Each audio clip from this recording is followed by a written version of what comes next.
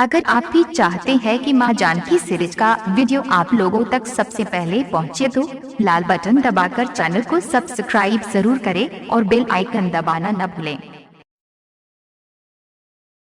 मां Janaki series presents. मां Janaki series presents. प्रेम से बोली कौड़ी कामाख्या वाली मैया की। लेके आई ले बानी मैया, लेके आई ले बानी मैया, सुनी रोज DJ Manish Raxol लेके आई ले बानी मैया, सुनी रोज सुनी रोज हो नारियल चुनर लैले सैया हमर, नारियल चुनर लैले सैया हमर, लेके आइले बानी मैया सुनी रौरा दुआ।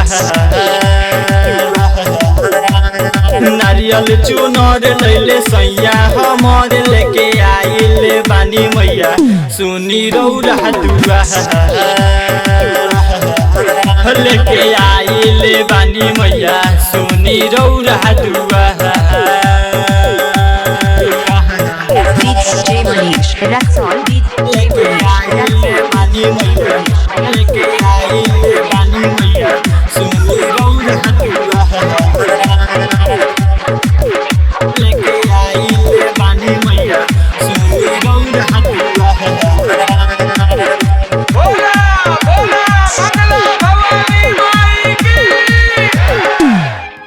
बबुआ के भखनी भारा आइल बहनी हम दोबारा, मैया जी जिंदगी में राखी उबारा। हर साल आई बचुनरी चढ़ाई बरौरा से कुछो ना मांगतानी, घर परिवार सैया हमारे रहस खुशहाल, लेके आइल बानी मैया सुनी रौरा दुआ। लेके आइल बानी मैया सुनी रौरा दुआ। DJ Manish Raxol Recording Studio, Rusty Music, Raxol। लेके आइल बानी मैया सुनी रौरा दुआ। लेके आइल बानी मैया सुनी रौरा दुआ।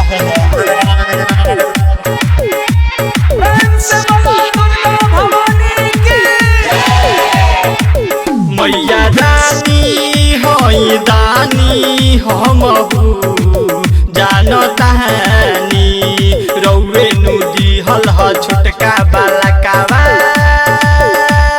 खेलेला कूदेला भक्ति में झूमेला, रौवे हे नाम जपेला माई।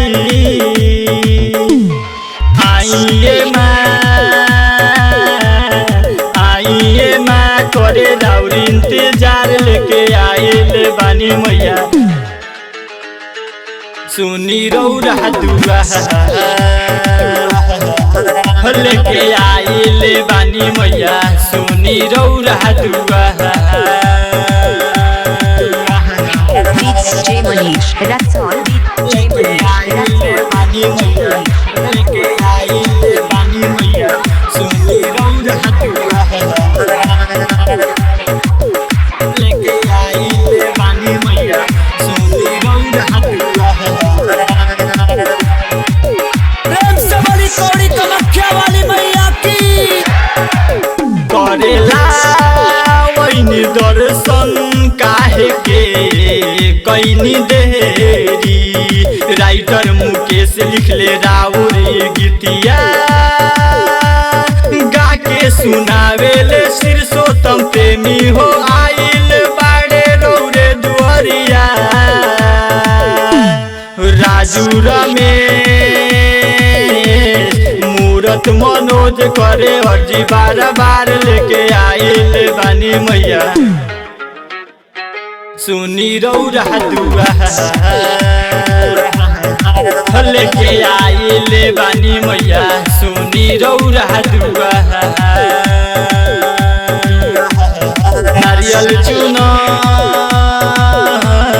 नारियल चुनर लैले सैया हमर नारियल चुनर लैले सैया हमर लेके आइले बानी मैया सुनी रौरा दुआ